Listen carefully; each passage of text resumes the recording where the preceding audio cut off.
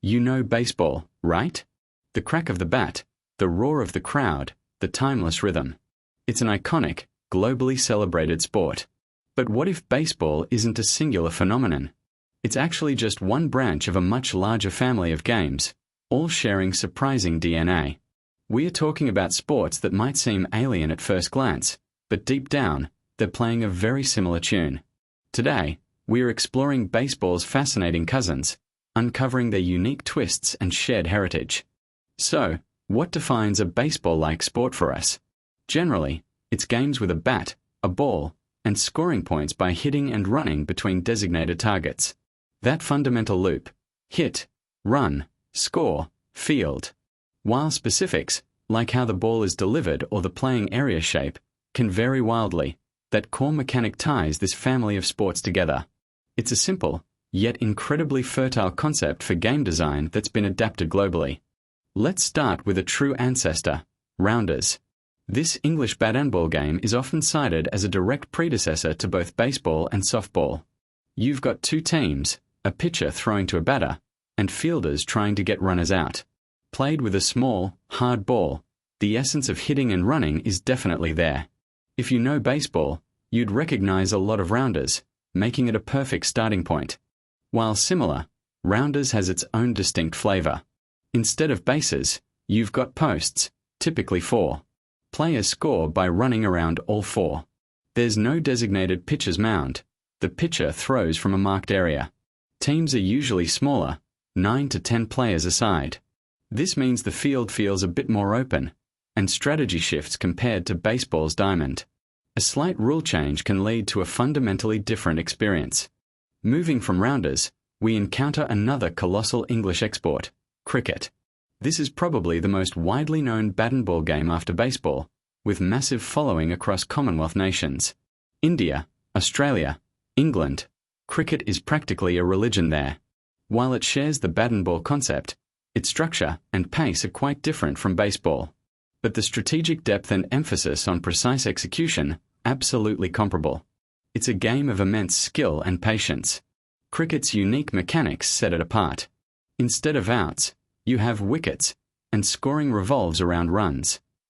A bowler delivers the ball to a batsman defending a wooden wicket. Scoring happens when the batsman hits and runs between 2 wickets, or by hitting boundaries. Games can be incredibly long, Test cricket, up to 5 days. Then there's 2020, T20, a much faster, explosive version, showing how a sport can adapt to modern audiences. The strategic chess match in cricket is just as intense as in baseball. Baseball managers deploy pinch hitters and relief pitchers. In cricket, captains might make tactical declarations to end batting innings early, gambling on bowling out the opposition. Field placements constantly change, specific to each batsman and bowler. It's a fascinating interplay of offensive aggression and defensive cunning, played out over hours, sometimes even days, which is wild to think about. Now, let's journey north to Finland for Finnish baseball, pesäpallo. This is perhaps the closest direct structural relative to baseball, but with twists that make it uniquely Finnish. Developed in the early 20th century, it reimagines baseball's core concept for maximum strategic depth and constant action. If you love baseball but crave something different, pesäpallo is a fantastic spectacle. It demands incredible agility and precision, truly a sight to behold. The differences in pesäpallo are immediate and striking. The pitcher doesn't stand on mound. They stand next to home plate, tossing the ball vertically upwards. The batter hits this falling ball, creating a unique challenge. Even more famously, the bases aren't in a diamond. They're laid out in a zigzag pattern. This encourages aggressive running, opening a new dimension of tactical play.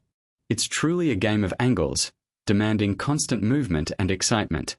From Finland, let's hop to Australia for a fascinating hybrid sport called vigoro. Imagine taking the best bits of cricket and smashing them together with elements of baseball. That's vigoro.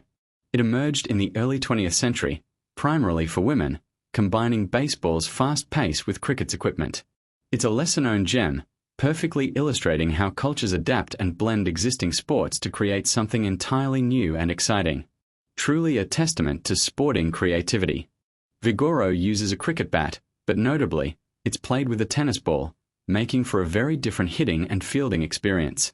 The game is played on a baseball diamond, which feels familiar, but instead of bases, you'll find 2 wickets like in cricket. Players score runs by hitting and running between these wickets. This blend merges the familiar field with cricket's scoring principles, using an accessible ball. It creates a fast-paced, dynamic game requiring agility and quick thinking. Our next stop takes us back to England, much further in time, to a sport with medieval roots, stool ball. This incredibly old batten ball game, primarily played by women, is sometimes called cricket's grandmother. It's a delightful mix of rounders and cricket, but with unique quirks reflecting its long history. While not globally popular, stool ball holds a special place as a traditional English pastime, still enjoyed today. It's a living piece of sporting history. In stool ball, the bases are upright wooden stools. Targets fielders try to hit to get a runner out. A bowler delivers the ball underarm to a batter, who protects their stool. Scoring is achieved by hitting and running between 2 stools. It's a fascinating twist on base running, with stationary targets rather than cleared paths.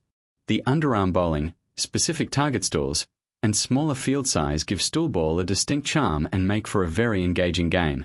What's truly remarkable is how these sports hint at a deeper, shared human impulse.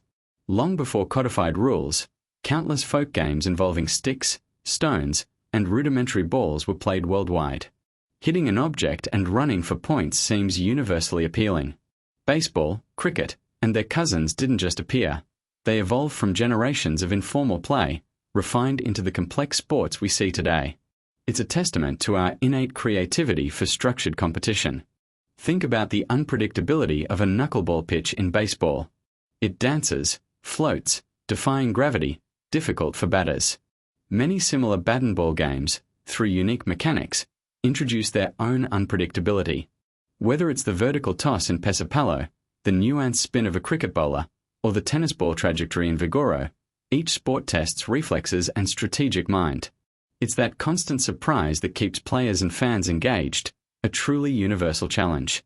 These games didn't just spontaneously appear in their current forms. They're products of gradual evolution, emerging from centuries of informal play into codified, structured sports. This journey from simple folk games to complex, international competitions is fascinating. Communities came together, setting rules, forming leagues, and nurturing traditions. What started as local pastimes blossomed into national obsessions, then sometimes global phenomena. It's a testament to human organization and our collective desire for structured, competitive play. Each of these sports, while sharing common roots, has become deeply intertwined with its home country's cultural identity. Pastime is quintessentially Finnish, reflecting national ingenuity. Cricket embodies English tradition, shaping nations like India and Australia. Even stool ball, with its quaint charm, is English heritage. These games aren't just about athletic prowess. They're about storytelling, community, and expressing who we are. They connect us to our past and to each other. So, why has this format, hitting a ball with a bat and running, resonated so deeply across cultures? Perhaps it's the primal satisfaction of a well-struck hit, the thrill of a daring run, or the tension of a perfect catch. It demands a unique blend of hand-eye coordination, explosive power, strategic thinking, and teamwork. These aren't just physical challenges, they're mental puzzles in real time. It's a universal language of competition, skill, and collaboration, captivating millions globally. What we've seen today is not just a collection of similar games, but a vibrant family, each a testament to human ingenuity and cultural expression. From rounders to cricket, pastime, vigoro, and stool ball, they all share that fundamental core. They prove that while baseball might be a giant, it's surrounded by a rich tapestry of relatives, each offering a unique take on the simple, yet profound, act of hitting a ball and running. It's a beautiful diversity in unity. So, the next time you're watching baseball, maybe appreciate its wider family. Or better yet, seek out rounders, pastime highlights, or cricket's intricacies. There's a whole world of bat and ball sports out there, waiting to be discovered, each offering unique excitement and competition. These games remind us that while cultures differ, our love for sport, for competition, and for the simple joy of a well-played game is a truly universal bond. Thanks for joining us beyond the diamond.